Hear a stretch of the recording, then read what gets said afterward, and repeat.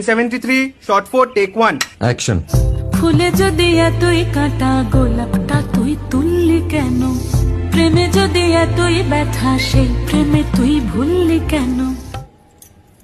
কি গো ডাইরেক্টর সাহেব, আমি তো 60 বলে দিয়েছি, কাট তো আর বলতে পারি না। এবার তুমি কাটটা বলো। Got it. Excellent shot, excellent. Madam আপনার সাথে একজন দেখা করতে এসেছে। নমস্কার, নমস্কার। বসুন।